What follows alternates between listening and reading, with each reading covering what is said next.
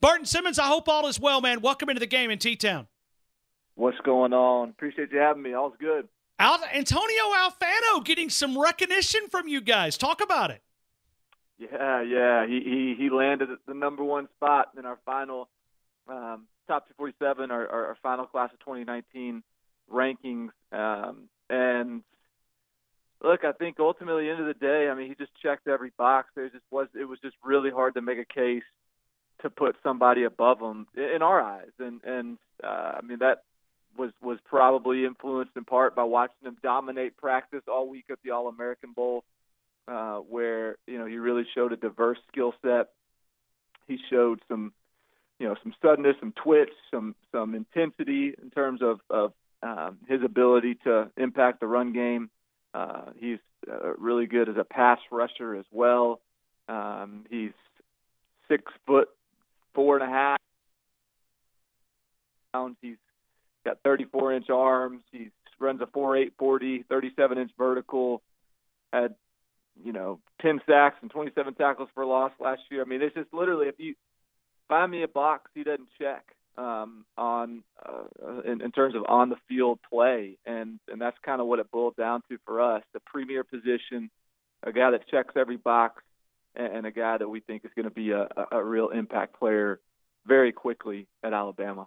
So you think you could count on him? Is he physically ready to make a contribution? When you talk about a contribution, just making an impact early on, can he be an instant impact guy? I think so. I don't think there's any question. I mean, he's already on campus. He's as impressive look. I mean, he's as mature physically as you'll find.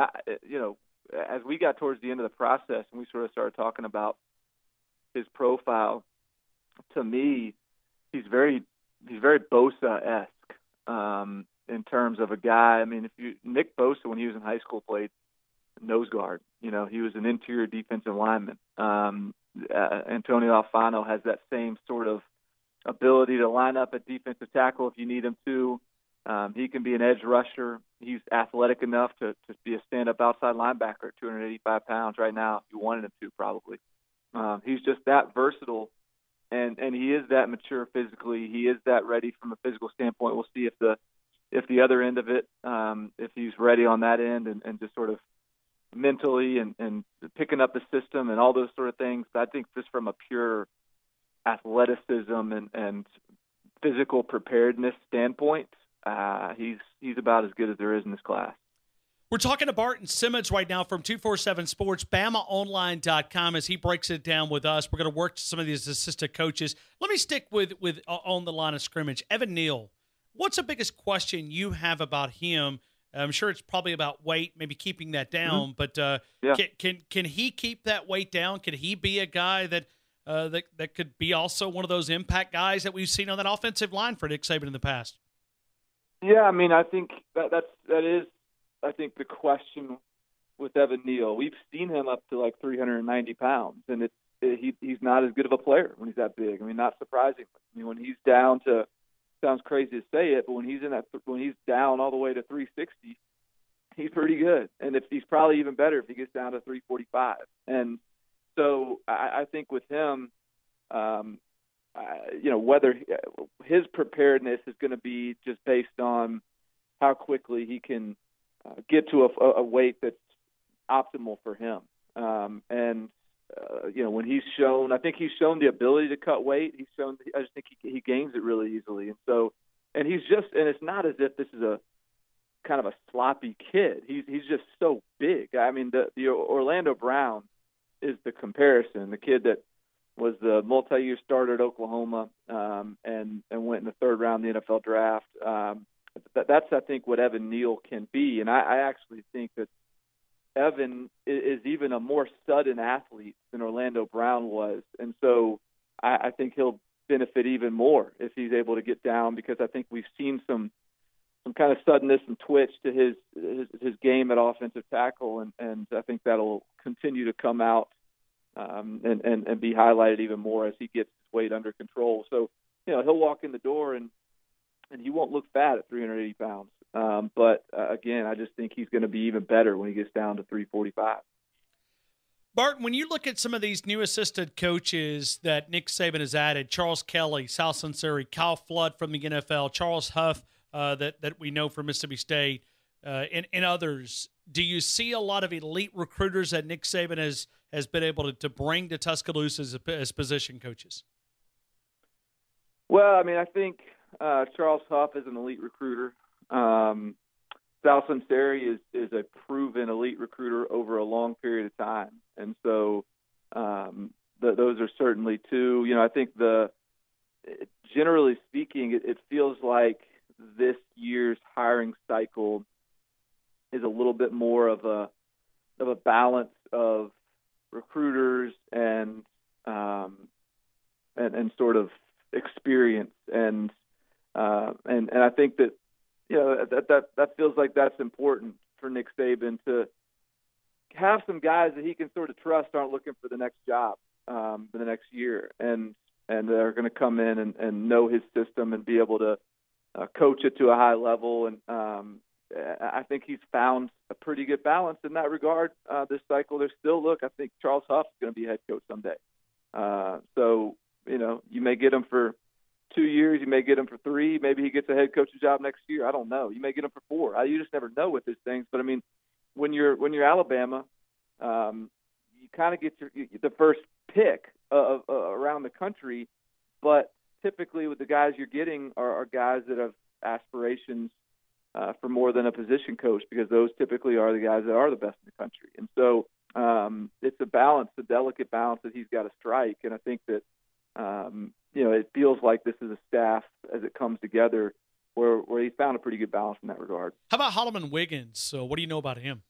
I don't know a lot about him. I mean, I know he's produced some pretty good receivers at Virginia Tech, and he's a name that I'm just sort of familiar with. But that's not a guy that I've had a whole lot of firsthand information on. I haven't talked to a lot of people about him yet, so I'll have to dig in on that a little bit and see what I come up with. Well, and Barton, right now, that the time period that we're in right now, is this more about locking down what's left of the 2019 class, or is this moving ahead to 2020 and building those relationships? I'm sure it's both, but what is the important time right now? Is it trying to get those last couple of spots, or is it really building those relationships for 2020?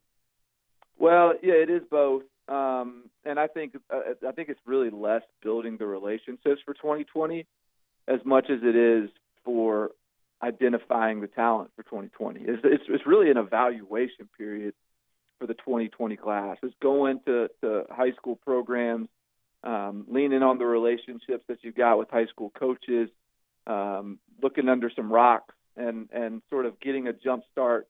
Less on the relationship side, because there's only so much that they can really interact with the 2020 prospects at this time, and more on the just getting their eyes on these kids and getting a handle on who they want to come and evaluate and take a closer look at in the spring, who they want to try to get on campus for junior days. And so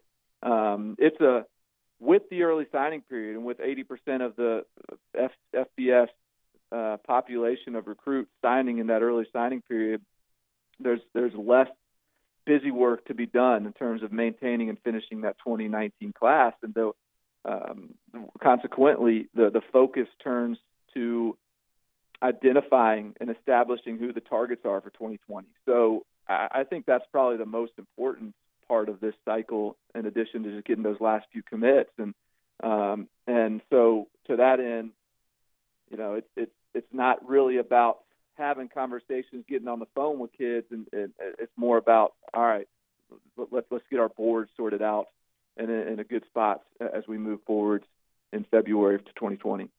Do you see a final couple of needs for Alabama? Is there anybody that you think, and I know they're bringing in some guys as they try to lock down these final few pieces, but is there a need in these final few spots for Alabama?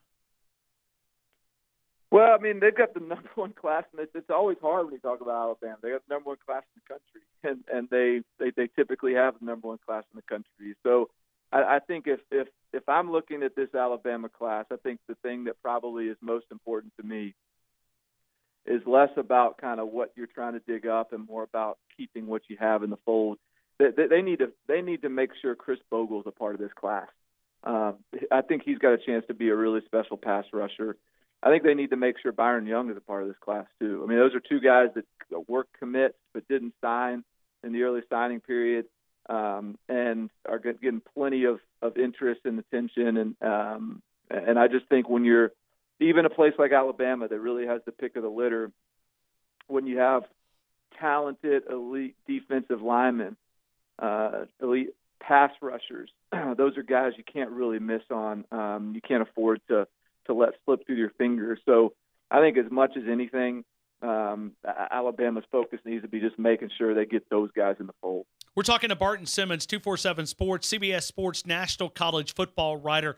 Barton, as someone who has been a game, and you're the director of scouting, you get this number crunch, Nick Saban math is what we call it in Tuscaloosa. Would you be, in college football as a whole, would you be for immediate eligibility where these transfer portals, and I was watching the guy that owns Shannon Terry talking about the transfer portal a couple of minutes ago when I saw him putting up the tweet. Would you be for immediate eligibility, and do you think it will happen? Is this something that we're going to be talking about all offseason? No, I wouldn't be for immediate eligibility. I think that what I love is the graduate transfer rule. I love that those guys, you get your degree, you're immediately eligible. And I'm very pro player in all these transfer discussions. I'm very I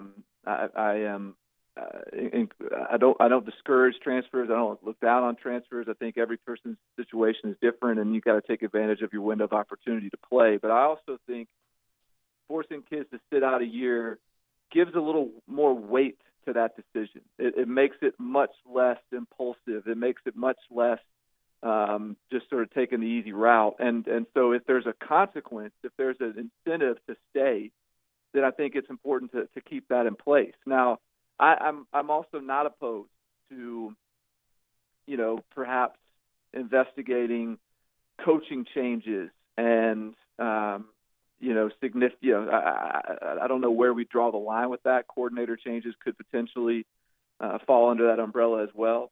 But I do think, especially with the early signing period, as many of these guys sign early and then realize they signed up for a coach that they didn't realize they were going to get, or a coordinator that they didn't realize they were going to get, I think it's worth investigating whether those guys should be able to either transfer or be let out of their LOI automatically. Those sort of things I think are worth considering. But I think just sort of a blanket free-for-all, as much as I'm for the player and not opposed to transfers, I think that would be a bit of a bridge too far. I think you gotta maintain some level of incentive to want to stick it out and stick with your commitment and your pledge. Well, listen, Barton, when you walk by the tech office there at 24/7 Sports, walk by and give them a big thumbs up. I like the green check. I love the green check. You just don't realize, because we use obviously as a reference guide when you talk about pulling up BamaOnline.com, 247 Sports. But as you walk by, just give them a thumbs up about the green check. I like it. Yeah, no, they've done an awesome job. Not only adding that, which is huge, even for college coaches who talk to us. I mean, they like to see that, and it makes it easy to navigate and find out who's left on the board after the early signing period. But also, that crew has done an outstanding job of getting our transfer portal up and running, which has been just huge. Everybody is interested in that, and so that's a great resource for people that want to see who's out there, who's transferring. 24/7 Sports, we've got a great database now in place where we're getting all that information from the transfer portal of the NCAA and just plugging it into ours. So it's a really good spot. The tech team's done a great job of getting that going. So now, and I know it's all based on sources, but without us having access to it, maybe that's something that changes, because that transfer portal, Nick Saban's got to have somebody in charge of that, right? That's just sitting there monitoring that, because you could pick up some really good players in this transfer portal. Yeah. Well, and I think this is kind of the year where it's blown up more so than we've seen. I guess that we had it last year. I might be mistaken on that. Did we? Okay. Well, but it has exploded. It's exploded now. It has, and I think it's I think it's a great thing, because for so long it was just sort of these back channels of trying to figure out where kids are. That's one of the biggest sort of text messages you receive this time of year or particularly in the spring after signing day, is coaches trying to dig up who's available, what grad transfers. You got any grad transfers, any transfers that we should be aware of? And now it's all right there. And so again, I think it's a positive, because it presents more opportunities for guys that are trying to look for another shot. And so I think our 24/7 Sports just sort of further creating more exposure for those guys and more visibility, I think is a good thing as well, and just continuing to have an opportunity for those guys to get a second shot. No doubt about it. Barton Simmons, you can find him on the Twitter account straight up at Barton Simmons there, CBS Sports National College Football writer, 24/7 Sports Director of Scouting, the Cover 3 podcast available right there. Barton Simmons, as always, thank you for your time. Have a great day, man. All right, you bet. Thanks.